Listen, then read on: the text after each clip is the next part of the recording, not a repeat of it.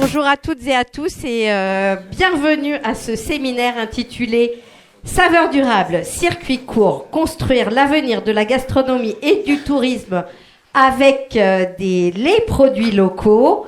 Je suis ravie de vous voir nombreux ce matin pour ces échanges. La rencontre est organisée en partenariat avec l'ensemble des acteurs consulaires, Chambre de commerce, Chambre d'agriculture, Chambre des métiers, dans le cadre d'un projet qui est baptisé Proxterra, financé par le programme européen POCTEFA et développé en partenariat avec les acteurs publics des territoires des Pyrénées-Orientales, catalanes et ariégeoises.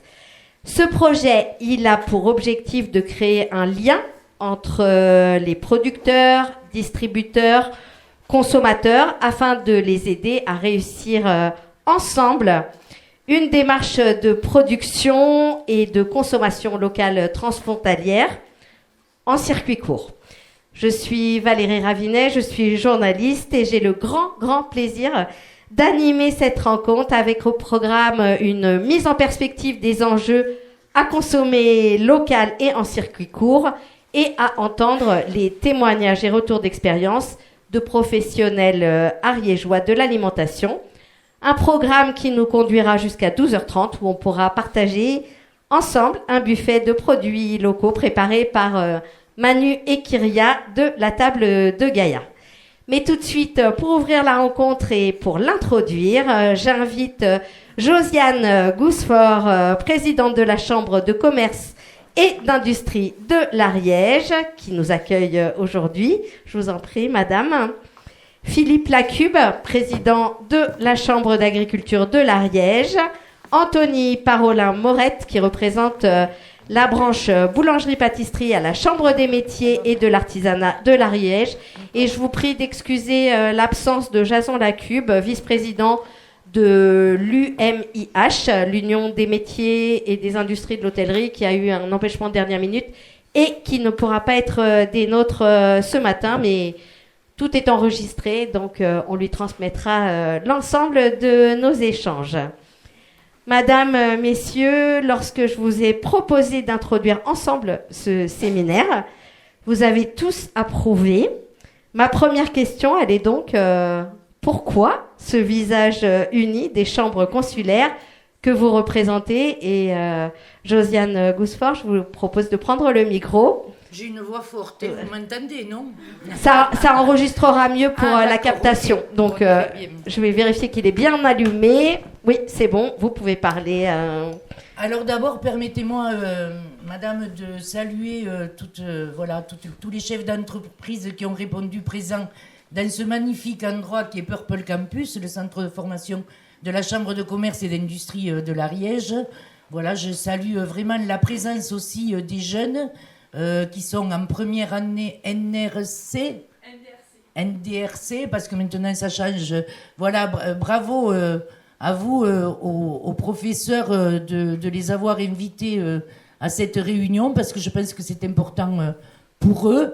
C'est demain peut-être nos chefs d'entreprise, nos futurs chefs d'entreprise, et pourquoi pas dans cette section, pourquoi il n'y aurait pas des commerçants qui demain vont peut-être vendre des produits du terroir par rapport au circuit court. Et ça, c'est vraiment important. Merci à vous tous d'être là. Alors, bon, moi, par rapport au circuit court, moi, d'abord, je travaille très bien avec les chambres consulaires. C'est presque mes amis.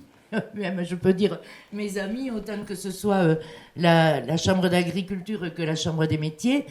Et moi, je trouve que c'est important parce que c'est quand même nos hommes et nos femmes de nos campagnes qui font vivre quand même ce territoire. Et la terre, c'est vraiment important. Et derrière chaque produit, il y a une histoire. Donc, c'est tellement important que moi, je soutiens vraiment cette démarche. Et quand Philippe Lacube, le président de la Chambre d'agriculture, nous a dit « Est-ce que la CCI est intéressée pour rentrer dans la marque Now ?» on n'a pas eu de difficulté, parce que c'est Philippe qui vous parlera de la marque Now. On n'a eu aucune difficulté à dire oui, parce que c'est vraiment important, c'est notre territoire. Et moi, je défends vraiment notre territoire. Et c'est tous ensemble, de toute façon, que l'on peut revaloriser le travail des hommes et des femmes. Et la terre, c'est vraiment important. Voilà. Merci. Philippe Lacube, je vous pose la même question. Oui, merci pour l'organisation de cette journée. Alors, pourquoi être là sur un interconsulaire où on arrive déjà globalement à bien fonctionner les trois chambres consulaires ensemble, hein. Simplement, moi, vu de mon regard de président de la Chambre d'agriculture, vous savez, dans l'agriculture aujourd'hui, dans ce département, il y a à peu près 25% des agriculteurs qui sont en filière courte, qui sont sur une remise directe au consommateur. Et puis, il y a 75% des agriculteurs qui ne sont pas sur une filière courte et avec un vrai problème de valorisation. Et on peut être un très bon agriculteur et ne pas être en filière courte, évidemment, parce qu'on n'a pas les compétences, l'envie, tout simplement, d'aller directement soi-même vers le consommateur. Pour autant, cette agriculture-là, elle produit des produits de grande qualité, environnementale, gustative, etc. Et donc, c'est comment valoriser ça. Et pour construire des circuits courts, on a besoin aussi de structurer des filières. Et pour structurer des filières, pour ces gens qui ne sont pas en remise directe au consommateur, on se doit de travailler avec les autres acteurs, c'est-à-dire la Chambre de commerce et la Chambre des métiers, avec les commerçants, avec les transformateurs, pour mettre en place des filières comme on essaie de le faire avec Now, par exemple, pour la viande bovine. Et donc, on a besoin de travailler avec les autres acteurs. D'où l'intérêt pour beaucoup d'agriculteurs ariégeois de construire ces filières pour amener leurs produits vers le consommateur ariégeois, pour relocaliser la consommation. Et pour arriver à ça, on a besoin de travailler multi-acteurs et les chambres consulaires sont un pivot de ça. Merci Anthony Parolin-Morette pour terminer ce premier tour de table. Même question, pourquoi est-ce que vous vous êtes associé finalement aux autres acteurs consulaires sur cette question ? Merci à vous pour l'invitation, merci Josiane. J'excuse le président Calvi qui ne peut pas être là aujourd'hui, mais grand ferveur défenseur de l'alimentaire du département. Et comme vous le disiez mes collègues tout à l'heure, en fait, on a une chance inouïe, c'est d'avoir un collectif qui marche bien sur le département. L'important, c'est de s'entendre, que ça fonctionne, c'est le cas aujourd'hui. Et c'est vrai que la marque Now, vous le disiez Josiane, elle est très importante aujourd'hui parce qu'on met en avant vraiment les produits du département. Et ça, quand Philippe nous a contactés à l'époque pour lancer, on était le premier à sauter dessus avec le syndicat des boulangers parce que c'était ô combien pour nous important. On croit que c'est simple, juste de la farine, de l'eau et de la levure et du sel. Croyez-moi, c'est plus compliqué que ça. On va chercher plus loin, on va chercher des agriculteurs, on va chercher un meunier. Il ne reste plus qu'un sur le département, donc tout est compliqué, bien entendu. Après, chaque artisan est libre de choisir s'il veut travailler du local ou pas. C'est vrai qu'aujourd'hui, il y a toujours une concurrence de moulins qui peut être différente, mais ce qui est important aujourd'hui de rappeler, c'est qu'on a un département proche et dynamique. Il ne faut pas se le perdre. Il y a le savoir-faire qui est important, mais le savoir-connaître aussi, il est des fois plus compliqué chez certains. Et c'est vrai qu'aujourd'hui, les chambres consulaires sont là pour expliquer aussi comment on fait de la communication, comment on se fait connaître, hormis de savoir faire un super bon produit. Ça, c'est important. Voilà. Merci. Et gardez le micro, je vous en prie, pour la deuxième question. Qui vous concerne d'ailleurs tous les trois. Pourquoi le bien manger et le manger local sont des thématiques que vous portez particulièrement ? Alors, moi, je prends un exemple simple. J'ai des voisins qui sont totalement dans le bio. Moi, je ne suis pas pour le bio du tout. Je suis contre même. Je trouve que c'est égoïste quand il me dit « moi, je travaille avec du sucre bio ». Et je le regarde, c'est du sucre du Brésil, il me dit oui. La réponse est là. Moi, quand je vois quelqu'un qui prend du sucre bio du Brésil, pour moi, c'est un égoïste. Il ne pense pas à la planète à aucun moment. C'est mon avis personnel. Je ne suis pas là pour vous faire trancher sur un avis de quoi que ce soit. Mais je trouve que c'est on développera sur la table ronde toute cette question. Mais, donc, tout à fait, la proximité, pour moi, est nécessaire. Ce qu'il faut regarder, c'est l'impact carbone que peut donner en fait, un produit qui n'est pas transformé. Aujourd'hui, moi, je vois, j'ai aussi une activité de grossiste à côté. Et en fait, quand on reçoit les matières premières, la logistique, les derniers kilomètres, ce sont les plus compliqués. Je vois la maison de Subra qui est là, il peut le confirmer. Et c'est vrai que ces derniers kilomètres, c'est toujours les plus chers, les plus compliqués à mettre en place. Et c'est vrai qu'aujourd'hui, on est là pour ça, pour répondre tous ensemble, en fait, à un collectif, d'essayer de se dire comment on peut arriver tous ensemble à tourner autour de nos tables sur un projet en plus encore européen qui est très intéressant, de se dire comment en fait on peut faire fonctionner un système qui est déjà bien, mais il lui manque peut-être une impulsion pour arriver à quelque chose vraiment de dynamique et d'efficace. Voilà, merci. Josiane Gousport, vous aussi, vous êtes impliquée rapidement dans votre carrière sur cette idée que bien manger et manger local, c'était essentiel. Alors oui, moi, bien manger au quotidien, c'est important. De la terre à l'assiette, c'est important. Moi, dans une autre vie, j'étais directrice coopérative agricole. Donc, vous voyez, j'ai commencé chambre d'agriculture. Je vais finir chambre de commerce. Mais j'ai été directrice coopérative agricole. Et il y a 20 ans de ça, le temps passe vite, nous avons mis en place, avec un collègue du Lot, les produits du terroir dans des magasins gants verts.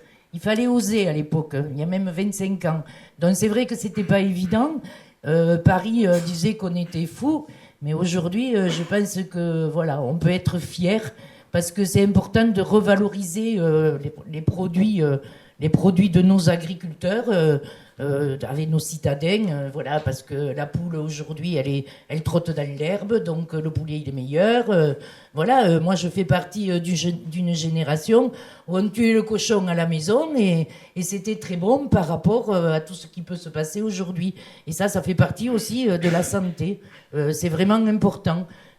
C'est primordial, moi je dis, et c'est pour ça que nos jeunes, en étant là aussi, parce que je m'adresse aux jeunes, parce que je veux aider les jeunes, je fais partie des personnes qui veulent élever les jeunes, et bien sûr après je suis à côté de tous les chefs d'entreprise, mais c'est vraiment important de bien manger au quotidien, et bien souvent c'est pas plus cher, voilà, c'est bien souvent on s'y retrouve et c'est même des fois moins cher.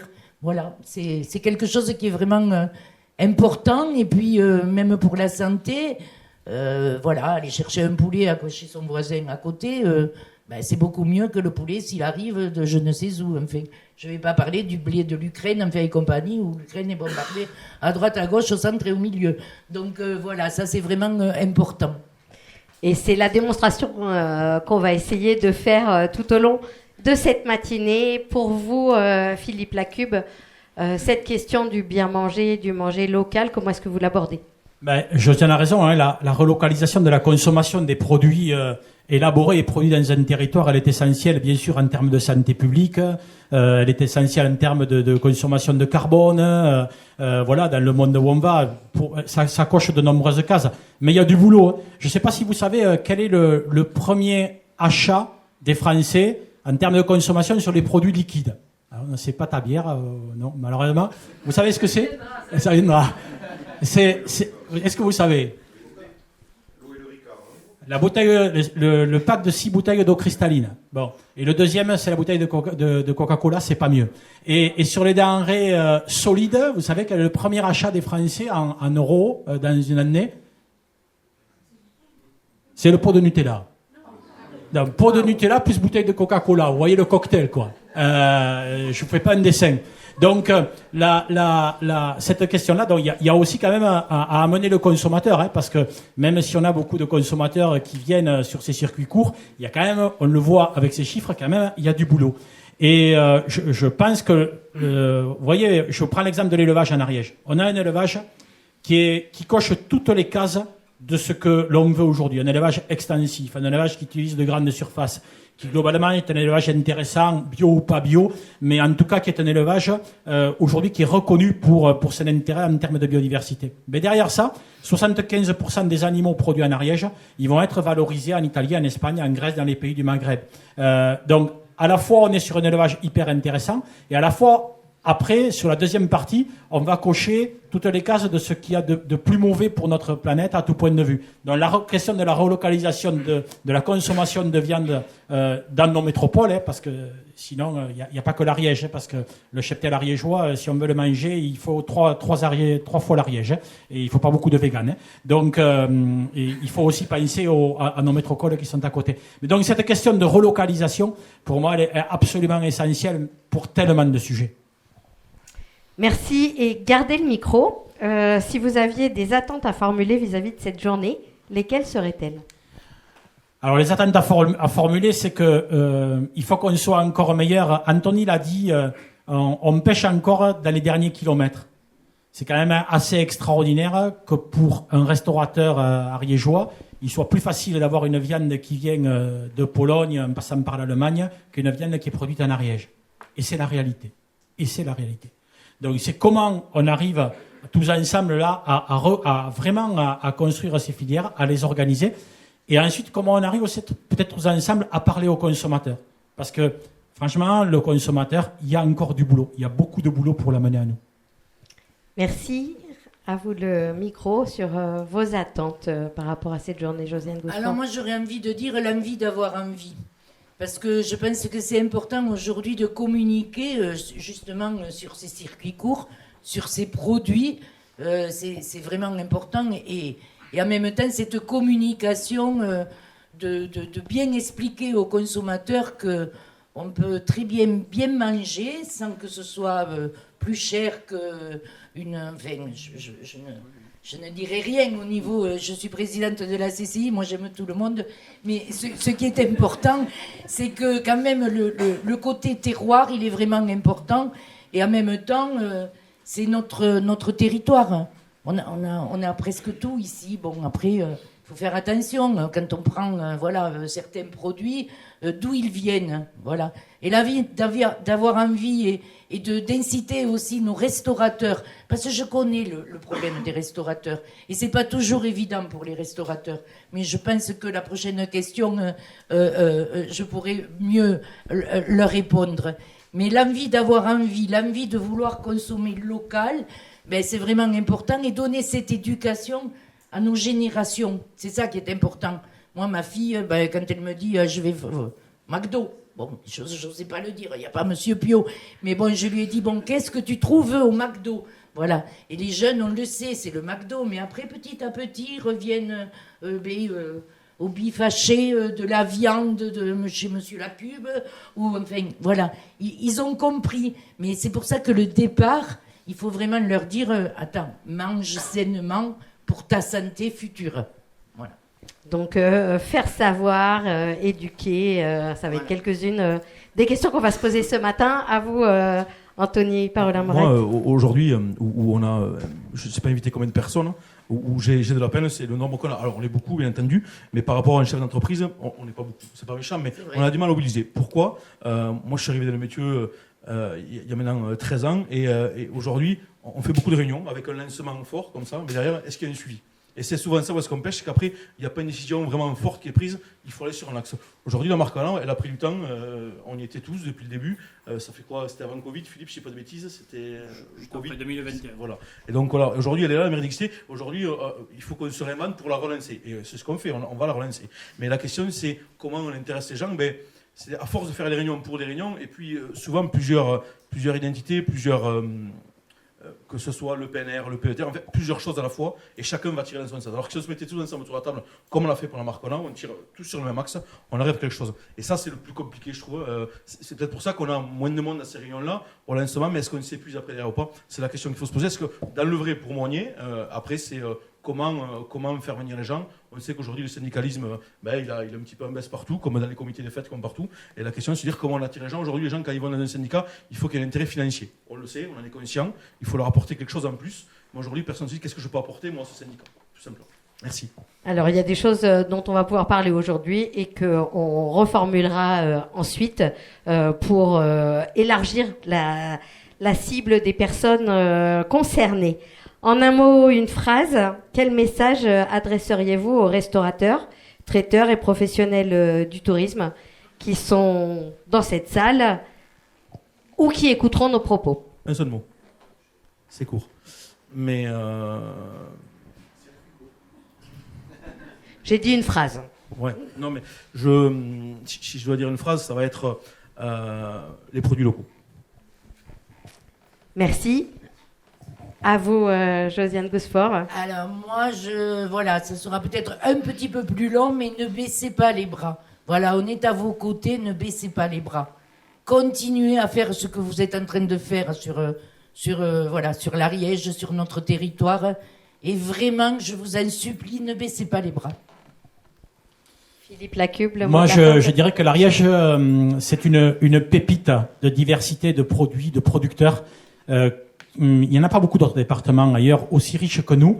Dans cette diversité, souvent des petits producteurs qu'il faut aller découvrir. Et ça, il faut vraiment en faire un atout économique, un atout touristique. Parce qu'on a vraiment tout dans ce département. Voilà. Merci beaucoup à tous les trois d'avoir introduit et ouvert cette rencontre. On peut les applaudir.